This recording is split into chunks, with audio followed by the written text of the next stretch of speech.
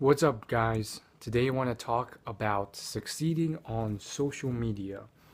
This is something that I really love studying, and I want to share with you some of my thoughts from studying social media and some of the greats of business and seeing how I can use those strategies in a social media way. And I want to share with you these strategies and tips from some of the greats of the world because it may help you. So let's start with David Ogilvy. He is a really well-known person in the advertising industry. He built his advertising agency from nothing to one of the top advertising agencies in the entire world. He had all the top clients, some of the biggest names you can name, like BMW, and he built that from scratch, and he was billing them millions of dollars every year. And this was back when $1 million was a lot of money, inflation adjusted. So he actually has a few points. He wrote a few books, and I was exploring these books, and there's this one point that I think is great insight, and it simply goes something like this. It goes, advertisements that sell are not the same as advertisements that win awards. Put another way, great advertisements don't win awards. What he means by this, and he elaborates in the book, but he basically means that sometimes the commercials or ads that you think are the most celebrated or established or win the most awards or everyone's talking about and says it's the best commercial ever, those are actually the commercials or ads that actually end up generating the most sales. He has another quote that really cements this. He says, clowns don't make sales. And what he means by this is that entertainment for entertainment's sake is not the same as selling.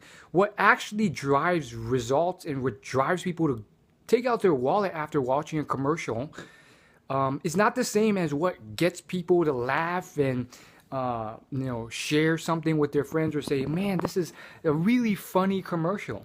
And that is a huge insight because the average person thinks otherwise. And this is really important because most people, that's how they conduct their business. That's how they conduct what they're doing online. And why this really matters to any social media influencers is because most of them, their goal is to make a living from this. Whether you're in the worm collecting industry or the yoga industry or fitness industry or video gaming industry, your goal is usually to build an income off of this so you can turn your passion into your livelihood. And the problem with this is that they don't know how to effectively monetize from a business or entrepreneurial sense. So I thought about how can you convert this to a social media spin. And I realized that, well, it doesn't convert completely.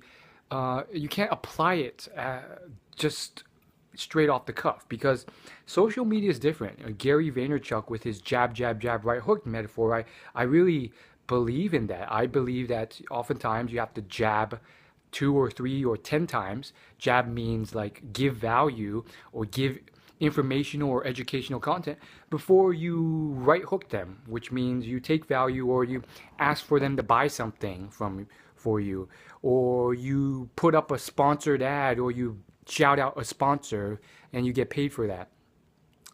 And I think you can't verbatim apply this concept from Ogilvy, but when you think about it creatively, you can. So what I mean by this is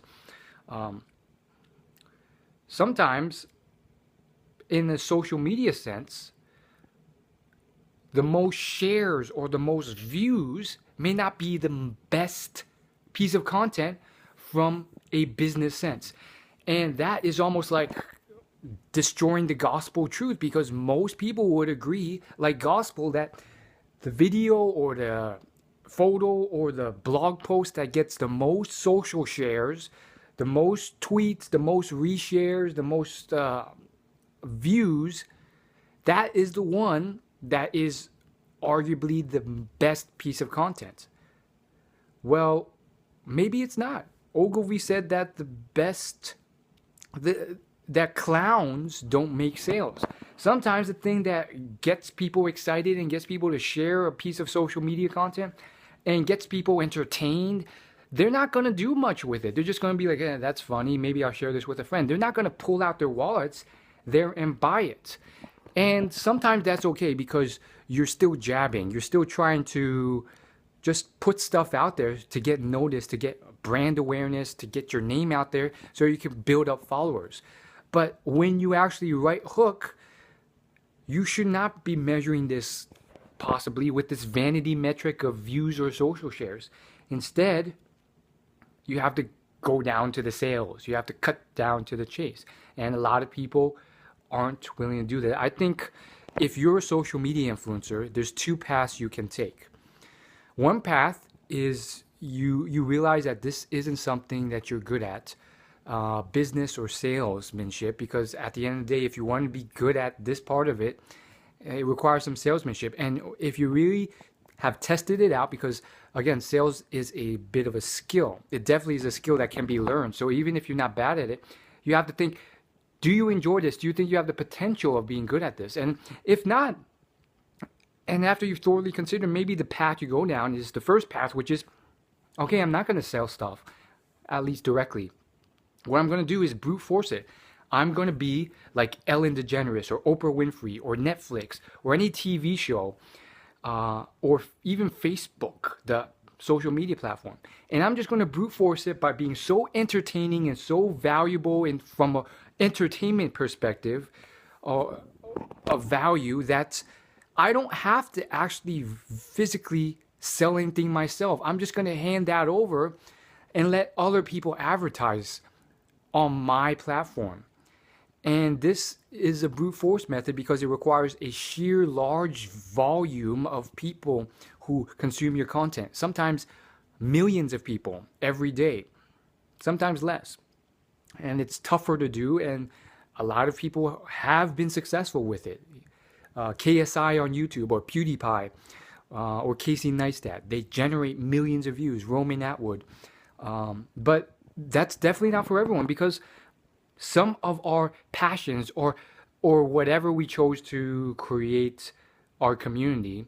By the way, I disagree with the whole idea that you have to build one thing around your passion, because even if you're super passionate about it, I've seen people burn out from it eventually. It just ends up happening. So don't believe in this thing that we all have just one passion.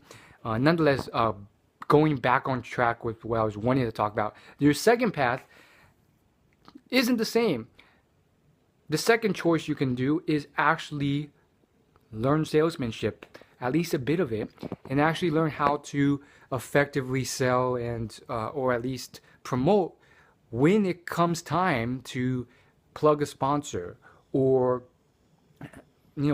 promote a product that you want to sell, that's your own product or someone else's product, because that will generate actually more conversions and sales and will actually build a livelihood. And this is really your option if you have a small community or small following and it's a niche subject that only has so many people in the world who are interested in it. If you're a worm collector, there's only so many other worm collectors out there who even get your topic. And you can't get 1 million plus following because there's not enough people. And therefore, you have to get more off the transaction. And it doesn't have to be, again, some type of sleazy thing where you're only concerned about grabbing money from other people. But at the end of the day, on some level, you have to be concerned with this to put food on your table. And therefore, you have to get more per transaction from the average viewer. And to do that, you kind of have to, understand the level of salesmanship and go down that route. And it's really important that you figure this out, because with a smaller audience, you can also have more raving fans because you have more depth and you're able to invest in them more, and they're willing to pay back more in the form of money or other ways. And therefore, this is really your pathway if you're a smaller type industry, because it's really based off that size. So I hope that makes sense. There's two paths to it, and that's kind of how you apply what I learned from David Ogilvy in his books, one of the most successful founders of an advertising agency of all time, and how I applied the concept to a modern environment with social media and all that other stuff. And just remember that vanity metrics like social shares or views or likes or retweets aren't necessarily the most important thing. Now, I just want to end by applying this to a very specific topic on the micro level.